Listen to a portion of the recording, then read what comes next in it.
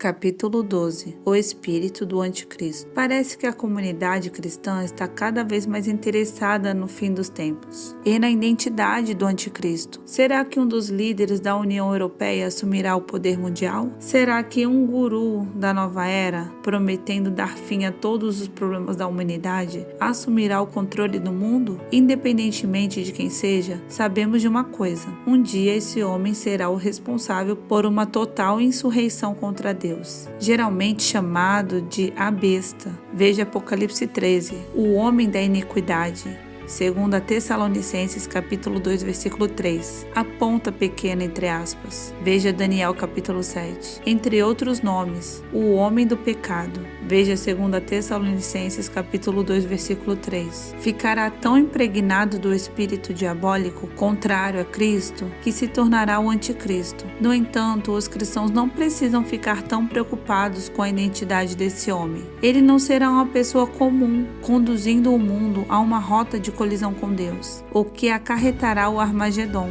Pelo contrário, ele será possuído pelo Espírito que orquestrará os eventos responsáveis pelo grande conflito final. O homem em si não será nada mais que um psicopata possuído pelo diabo, servindo de joguete de Satanás. É fundamental que os filhos de Deus percebam que neste exato momento estão sob o ataque humilhante desse espírito rebelde. O poder do espírito da Babilônia é como uma nuvem pesada que repousa sobre a terra, sempre divulgando mensagens anticristãs, para que as pessoas permaneçam ou se tornem independentes da autoridade de Deus. Tal atmosfera sobre o caminho para a grande rebelião do Armagedon, o espírito deste mundo. A década de 1960 foi um importante divisor de águas. Os jovens daquela época se preocupavam em terminar os estudos e se preparar para o futuro.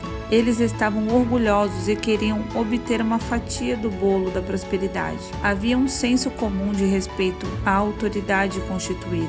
Os patrões costumavam ser autoritários e os empregados aceitavam isso como parte da vida. De modo geral, as pessoas simplesmente faziam o que lhes era dito para fazer. No entanto, dentro de um curto espaço de tempo, tudo mudou. De repente, a moralidade da nação deu um mergulho profundo. Ao mesmo tempo, proibiu-se a oração nas escolas. A instabilidade social e política tornou-se mais evidente, e o fracasso chamado Guerra do Vietnã continuava em andamento. Até o final da década de 1960, o uso de drogas saiu do controle, a promiscuidade sexual se tornou comum e as rebeliões contra o governo tomaram conta do país. O que aconteceu com a beleza americana? Parece óbvio que, no início daquela década, uma força demoníaca desencadeou sorrateiramente sobre a terra. Conforme o ataque maligno ganhava mais força, a perversidade aumentava de igual modo. Veja Daniel capítulo 7 e capítulo 11, segundo a Tessalonicenses capítulo 2. As pessoas ficaram tão insensíveis ao relato de atos terroristas, genocídios, tiroteios em escolas e assassinatos brutais, que dificilmente percebiam o tamanho da escuridão no qual estavam. Com o passar do tempo, é de se esperar que a situação piore. Não apenas crescerá o mal, mas também o número de pessoas que cedem a ele multiplicará. A Bíblia relata com exatidão que, neste período da história, os jovens seriam desobedientes a pais e mães. Veja 2 Timóteo capítulo 3, versículo 2. E a iniquidade se multiplicaria. Veja Mateus capítulo 24, versículo 12. A década de 1960 deu início a um pensamento radical. Quando a primeira onda dessa nova mentalidade atingiu as pessoas mais velhas, elas não lhe deram atenção, pois a considerava só mais uma fase pela qual os jovens estavam passando. No início da década de 1990,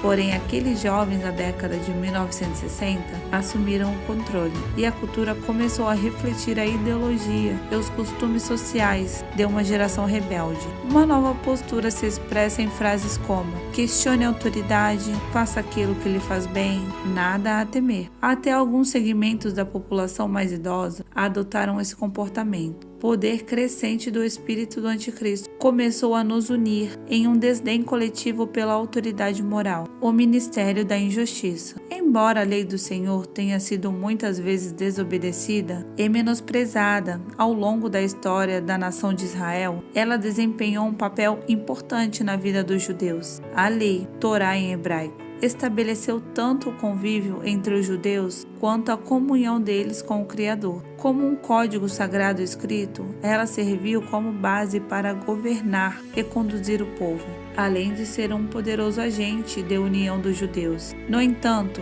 o conceito de lei, do grego nomos, vai além dos mandamentos dados por Deus no Pentateuco. Cada cultura, não importa quão primitiva ou quão avessa a lei determinada por Deus, tem um conjunto de costumes que estabelece o que deve ser considerado certo ou errado para aquela sociedade em particular. O significado primário de nomos é o que é apropriado. O seu oposto, anomos, significa viver sem lei ou adotar um comportamento injusto. De acordo com o dicionário expositivo Vini, anomos significa mais do que cometer injustiça. O termo corresponde a desacato deliberado ao desejo expresso de Deus. Qualquer um que vive segundo a sua própria vontade é anomos, injusto. Em Apocalipse capítulo 17, versículo 5, a Grande Babilônia é descrita como mistério, talvez por causa dos rituais tenebrosos e ocultos da religião babilônica. Envoltos em uma história infame,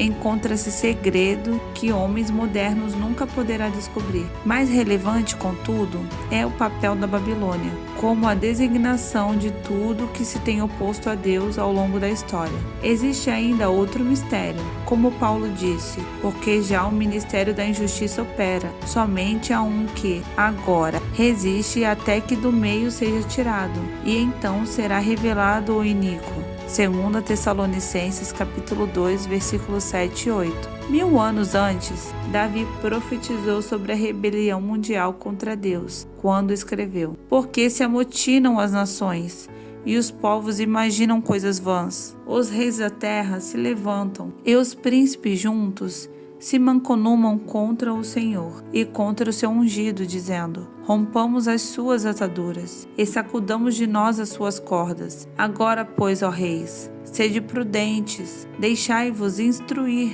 juízes da terra. Servi ao Senhor com temor e alegrai-vos com tremor. Beijai o filho, para que se não ire, e pereçais no caminho, quando em breve se inflamar a sua ira. Bem-aventurado todos aqueles que nele confiam. Estabelecer o estado de total anarquia é precisamente o plano do inimigo para as nações, os povos, os reis e os governantes da terra, antes que o iníquo seja relevado. Então a iniquidade será uma marca global, abrindo caminho para o anticristo, o qual apresentará sua própria versão de paz, entre aspas, e estabelecerá sua autoridade no mundo.